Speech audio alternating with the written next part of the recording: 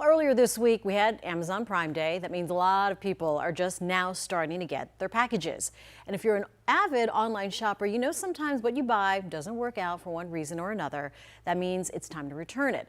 But the thought of doing that can make a lot of us groan. It can be a hassle, but it doesn't have to be. WCNC Charlotte's Megan Bragg spoke to the Better Business Bureau on how to make the process as easy as possible.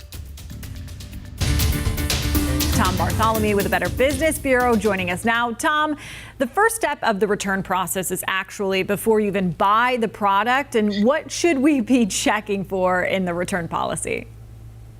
Yeah, it's really important because you're right. That way there's not going to be any surprises. What you're going to have to deal with if it isn't just the perfect item that you thought you were getting, and it's that whole realm is changing. It used to be pretty liberal that, everything was free shipping to return and no restocking fees. That's changing, especially on Amazon. When you're buying something directly from Amazon.com and it's an Amazon product, yes, you're still going to be under their return policies, and their return policies are still pretty liberal.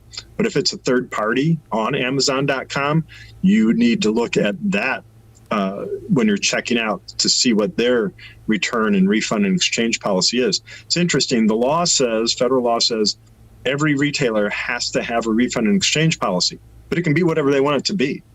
They just have to communicate that to you up front. And then it's up to us as consumers to inform ourselves of what those rules are so that when it comes time to return and there's all of a sudden we've got to pay for shipping it back, and there's a restocking fee too.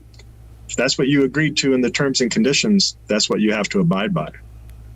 And I know for me, when I get a package, I'm so excited. I rip it on open, I throw everything everywhere. But can you explain to us why you kind of have to keep that packaging intact?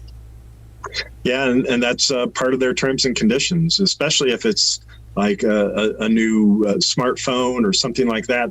If it mandates that the original must be returned in its original packaging, that's what you got to do. Some of them even go even further and say it can't even be opened. You can't open that smartphone to check it out and see if it's what you really wanted. You'd want to know that before you make that purchase, because if you open that box and say, "If this isn't it," you're stuck. You can be stuck with all sales final, no refunds, no exchanges. And if someone is having trouble in the return process, what should they do? I'd go to bbb.org. It's one of our most complained about things is refund and exchange policies. And if there's a retailer that's not abiding by their own policy, we'll get after it. Awesome. Tom Bartholomew with the Better Business Bureau. Thanks so much for joining us. Sure thing.